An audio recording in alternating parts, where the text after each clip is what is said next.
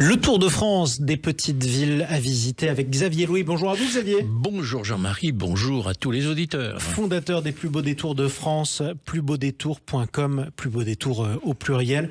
Alors au début de ces chroniques, mon cher Xavier, vous aviez révélé le goût particulier des Français pour les randonnées, notamment pédestres.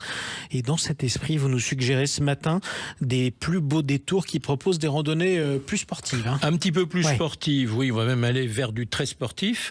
Alors il y a un bel endroit pour cela, c'est Saint-Claude, dans le Jura, parce qu'évidemment le Jura se prête. Il y a des sentiers qui vous mènent vers des cascades époustouflantes, des forêts d'épicéas, des vues panoramiques spectaculaires, les fameuses reculées qu'on a dans le Jura, ou des ascensions de falaises, là pour les plus sportifs, de passages vertigineux avec beaucoup de dénivelé, comme on recherche aujourd'hui. Pour ceux qui n'ont pas le vertige, je vous conseille d'aller à Mazamet, dans le Tarn. On l'avait évoqué, il y a un truc merveilleux depuis quelques années.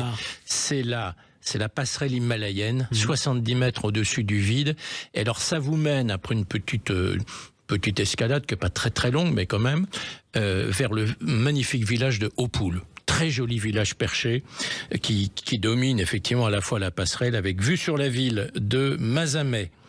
Et puis au nord-est, toujours en restant, c'est Mende. Évidemment, Mende aussi, c'est un bel endroit. Il y a un sentier d'interprétation du Causse avec des informations sur l'écosystème, sur les témoignages de la foi locale. Donc on trouve des chapelles notamment. Et puis à Mende aussi, vous pouvez non seulement vous balader à pied, mais je vous conseille de la montée, la Jalabert, de faire la montée Jalabert vers l'aéroport.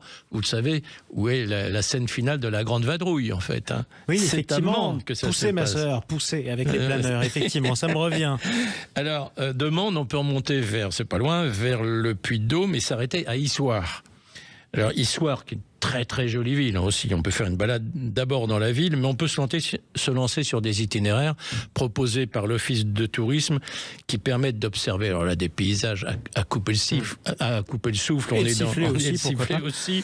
Village perché, des abbayes sur évidemment les églises romanes et les volcans d'Auvergne. Oui. Et puis, on peut, c'est toujours un peu dans la même zone, j'allais dire, revenir vers la Corrèze, la sympathique ville de Meymac. Vous savez que la ville de Meymac est très chère à deux de nos présidents, Jacques Chirac et François Hollande. En toute logique. Et Meymac, alors là, vous avez... Et il faut savoir que c'est la plus grande commune du parc naturel de Millevaches. Et il y a de très nombreux circuits de randonnée à la fois pédestres, équestres et VTT aussi. Hein. Donc assez sportifs. Autre jour, toujours en restant un peu dans ce grand massif central, c'est de redescendre sur le Cantal, à Mauriac. Alors Mauriac s'affirme comme la capitale des trekkers, donc ça dit tout. Hein. Et de Mauriac, à mon avis, la bonne idée, c'est d'aller vers le Puy-Marie. Alors le Puy-Marie, vous avez une balade, vous avez en plus une vue à 360 degrés sur effectivement les monts du Cantal, le Puy de Sancy et le plateau, même on aperçoit le plateau de Millevaches. Écoutez, ça fait des belles balades comme ça. Je savais pas que vous aimiez marcher à ce point-là. Et vous avez la haute montagne aussi. Hein. La haute montagne, alors vraiment, là, c'est très, très, très sportif. À l'Argentière-la-Bessée, c'est le parc des Écrins. Et là, là c'est carrément, c'est le deuxième site d'alpinisme en France. Oui, hein. C'est vrai. 21 parcours de trail balisés, 235 km en VTT.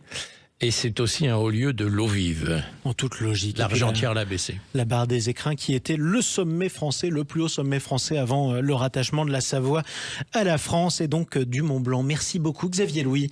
Vos conseils sur plusbeaudétours.com, plus beau détour au pluriel, et puis aussi dans votre guide les 100 plus beaux détours de France.